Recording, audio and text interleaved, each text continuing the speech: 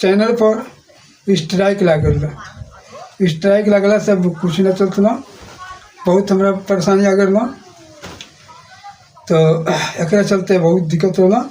तो यूट्यूब के माने तरफ से माने हमारे फिर खुल गई माने ओकरा के हम वीडियो देख के सेटिंग कहीं नहीं तो हमारे सही आ गई हो गई हमार कमेटी खुल गई। तो यूट्यूब पर तरफ से बहुत बढ़िया मैंने और नहीं आई हमरा के मैंने समझाए होता डरवावे होता, फिर भी ठीक बा, कोई बात ना हो खेला ऐसा के भी कोनो काम होला तो प्रश्न उत्तर होला, तो ठीक है भाई में कोनो दिक्कत नहीं है दोस्तों। अगर केहू के चैनल पर स्ट्राइक लग जाई, कम्युनिटी गाइडलाइन लग जाई, तो ओकरा के चैनल के सुरक्षित रखे खातिर होता। अगर देखो कोनो गड़बड़ी करता तब उसे ना होता, जब गड़बड़ी ना करे तो ना हो। हमारे में ज़्यादा गड़बड़ी ना होला, हम टाइटल तन से गड़बड़ लिख दिल नहीं हो ताकि वो ना लिखे के चाहिए। हमरा टाइटल के चलते हमरा बहुत दिक्कत आ गई। तो दोस्तों कहीं भी जौन यूट्यूब के तरफ से गाइडलाइन बा वही के पालन करो, हम ये कहे चाहे ना तो सारा मेहनत बेकार होता। जब मेहनत बेकार हुई तो वीडियो बनाने से कोई फायदा हुई ना, जब चैनले ना रहे तो वीडियो का के बनेबो। तो वैसे हम कहते हैं कि भी करें अपन सुरक्षित काम करें, कहे से कि हम बुझनी हो एक हफ्ता हो गया हमरा, एक हफ्ता बाद अगर सही भइल बा।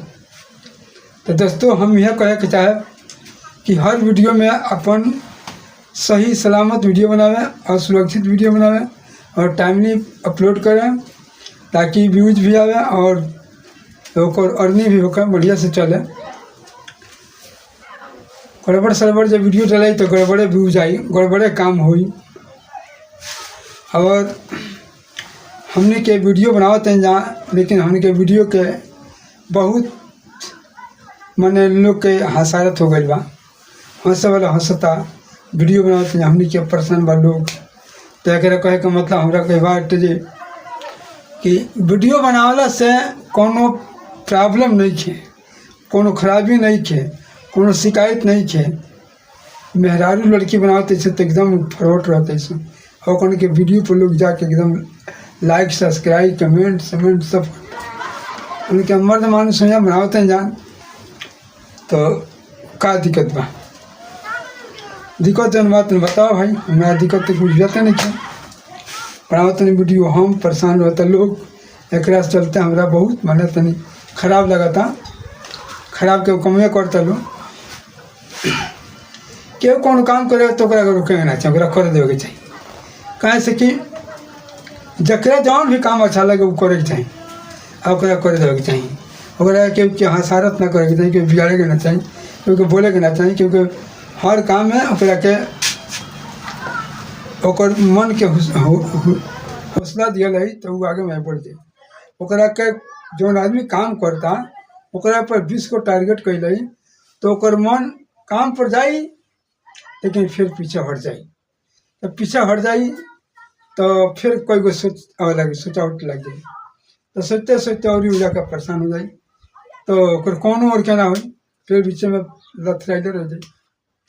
तो हम वीडियो बनाता नहीं, लोग जो देखता वो देखो, नहीं देगा तो मत देखो, लेकिन हमारा वीडियो के कहाँ टारगेट करता भाई। हम यह कहे के चाहे हमारे वीडियो पर टारगेट मत करो। हमारे तो खुद हम बनाते हैं, हमारे गाइडलाइन देता यूट्यूब कंपनी, तो हम खुद ओकरा के जैसे भी हम नहीं हो रहा पाती जैसे के अपन छोड़ा होता नहीं। अब लोग हमारे का टारगेट करे, हमें गाइडलाइन दे तो हमारा अच्छा नहीं लगेगा। हमारा अपन वीडियो बनाता नहीं, अपन फेस दिखाते नहीं, अपन नेट लगाते नहीं, अपन मैंने सब कुछ बा। हमने कैसे मंगाया जाता नहीं, कैसे कुछ कहा जाता नहीं, अनेक के बुलाते हमारे वीडियो में तू आगे बनो और रहो और देखो, वो काम नहीं किया हमारे लिए। तो वीडियो बनाओ कोनो गुनाह, कोनो खराब, कोनो बेकार नहीं की वीडियो जकरा भी चाहिए ते बना सकता। ठीक जौन चीज़ मन कर तौने चीज़ बनाई, इना आज नाच डाल देनी, बिना गाना गा डालनी, परसों कहीं और जाके बना देनी, कहीं कुछ को बना देनी, उन्हें कॉमेडी समेडी ब्लॉगिंग स्लॉगिंग तो ना चलिए भाई। यही के चलते तो ये गड़बड़ होता हमने के वीडियो, ताकि व्यूज आज रुक जाता। कबो टाइम से कुटाएम, कबो कुछ हो जाता, कबो मोबाइल से मोबाइल का गलती से टाइम से कुटाम हो जाता, कबो अपना गलती से टाइम से कुटाम हो जाता। तो ये कुल से वीडियो में व्यूज नहीं किया आवत। हाँ वीडियो हमने यह सही सलामत नहीं क्या बन पावत, कहे से कि लोग के टारगेट केले से मन हट जाता। यही से हमके वीडियो तनी थोड़ा बहुत खराब हो जाता है।